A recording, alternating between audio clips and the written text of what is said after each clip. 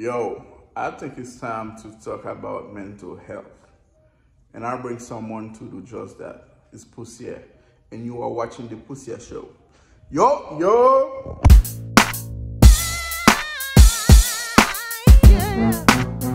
Yo, today I'm here with a very special guest. How you doing? I'm good. How are you? What's your name and what you do? My name is Dr. Darlise Barron, and I am a mental health therapist. And I have my private practice in North Miami, Miami Gardens, off of Lincoln Building 18441 Northwest 2nd Avenue, Suite 116. So, what inspired you to become a therapist? I always wanted to help people, and I saw a need to help others for their mental health, to be more stable, to be better parents, better individuals, and also to help couples that they'll be able to deal with their problems. So you do solo and also couple therapy. I do everything. I do individual, which is the solo. I do family, so like a group, mother, father, brother, sister. I do that. And I also do marriage counseling, which the couples, before they get married, they come to see me and we talk about everything that's going on and how they can benefit each other while in the marriage for the marriage to be healthy. So you think it's better to get therapist before you get married or after you get married? Oh, no, definitely before. Before you get married, it's always a good idea, a great idea, because sometimes you think everything is okay and everything is not. And you may be hiding something or you're not sure about something. Therefore, you want to come in and talk to your partner through a third party, a neutral party, to help you understand and guide you through your marriage. Yeah, that's pretty good. That's something people need to think about. So what was your journey from when you started and until now? Do you find it easy to become a therapist or there are some challenges? It wasn't a hard journey. I always wanted to be a therapist. So I did my undergrad in New Jersey, and then I relocated to Miami, Florida. Then I went to Barry University for my master's, and then I decided a few years ago to go back to school to get my doctorate in sexology. Mm. How long, like your experience, how long have you been since you've been practicing? I've been in the field for over 25 years, and I've had private practice for over 11 years now. You know I'm 100% Haitian. I know you got some Haitian background on you. So how do you integrate the Haitian culture in your practice? I do have some Haitian therapists. I speak Kringlish. Um, and so, with understanding the culture and also understanding the Caribbean culture, it has helped a lot to deal with our people and people from the Caribbeans. So you don't just focus on the Haitian, the Creole, but No. you got clients from everywhere, all Every culture. all walks come in. Doctors, lawyers, everyone comes in. Every nationality, we've had every nationality come through. People are looking for help. So if you could provide good service, then they're going to come in to get to receive the services.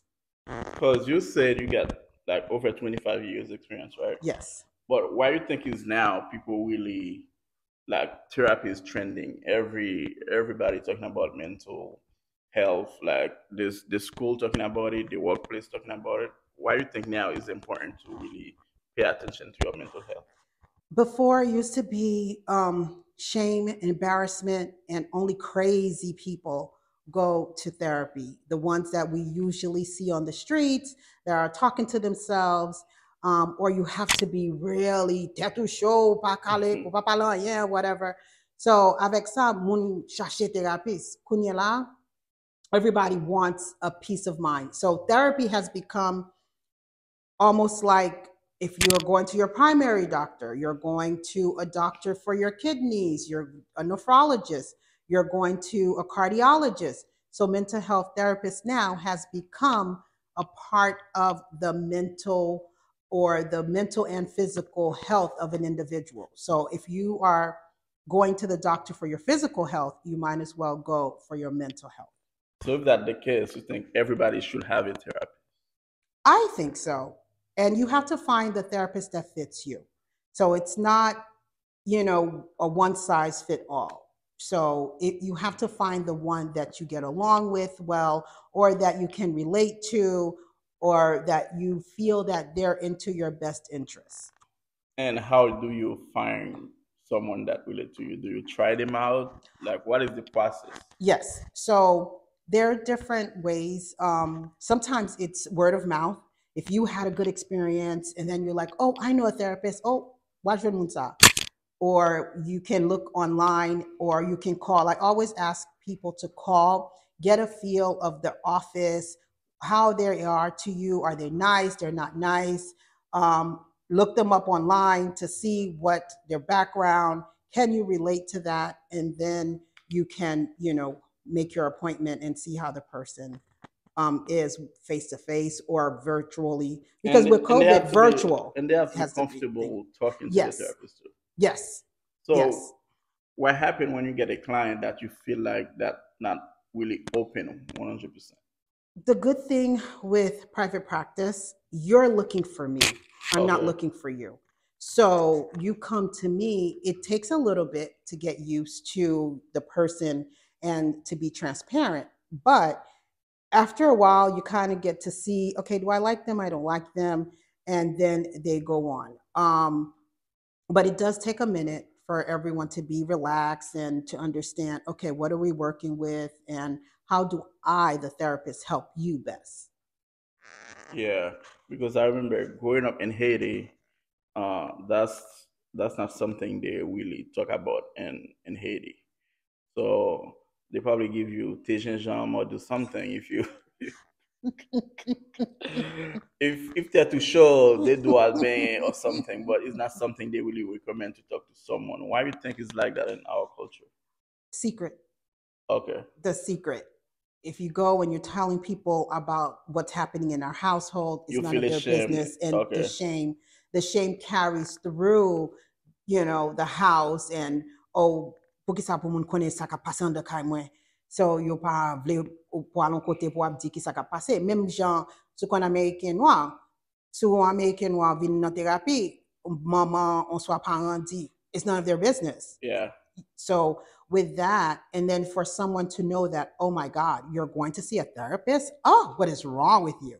So it's the shame and the embarrassment keeps people away, even though they may need the help and they see the benefit of the help. But what we're finding now is that family support is very important for you while you're in therapy, because then that gives you the encouragement to continue to go to therapy. So the support system is really play a big role when it comes to seeking help. Yes, yes, yes, yes. Because sometimes we don't notice that we need the help, other people notice. So it's Mm, like, hey, have you ever talked to somebody about this problem? Or, we use our friends a lot to talk and to tell them our problems, but they have their own problems. So how am I supposed to help you when I'm trying to help myself? okay. I didn't think about that for it. But do you have a therapy? No, I don't. Why not? I don't know. Well, that's where self care comes in, Yeah. right? So self care is very important, even for us. So for me, I take time off. I go on vacation. I'll go to Orlando. I'll, have a massage, go and have my nails done. So things that makes me feel happy and calm my nerves down. I use those kind of things as my self care. But But there's a a lot of lot of people therapists. don't take times off at all, especially from Exactly. school, from work. Hmm. And I think those are the people that really need to be seeking therapists and self care. Hmm. Because we don't look at it as self care to take time off to go on vacation. We look at it as, oh, I have nothing better to do. No, you Okay. need the time to relax. You need the time away from the pressures of life, from work, from maybe your children, maybe your husband. So you have to have an individuality along with friends, along with family. Then you'll be burnt out, you'll get burnt out, and then if you're burnt, then your frustration is even less. So you're get frustrated really fast, and Hmm. so then you start yelling, and then no one wants to be around you. So it's best to take care of yourself where other people can like to be around you, your family likes to be around you, because you're taking care of yourself. If you take care of yourself, then you could take care of them. So, how often you think someone should take a vacation? I would suggest I go quarterly, like Okay, at least every 3 months. You're taking a break. You're, to go away, a vacation. even for a So weekend. for a weekend, a staycation, Yeah. going, just removing yourself. What I used to find was like when I remove myself from my everyday life, it feels like the pressure cooker just opened up. And even if you're going to West Palm, you're going to Key West, you're going, well, since we're in South Florida, wherever you're at, as long as you remove yourself from your everyday life just for the weekend, you feel a sense of refreshment, a sense of reset for you to come back on Monday. Okay. And how often someone should have a visit with a therapist? Like on a weekly basis, every month? So for me, I strongly suggest when you meet an individual, you start every week. You go Okay. once a week for an hour. The hour goes by really fast, but you need it. So what happens with the hour? So what I do, I look at people as a work week. So you would be 40 hours with yourself. You give me one, so you have 39 hours. So Okay. when our hours here, what you're going to basically do, you're going to just talk about the most pressing thing for you. And so that's why the hour goes by really fast. So you come in once a week, you talk for about an hour.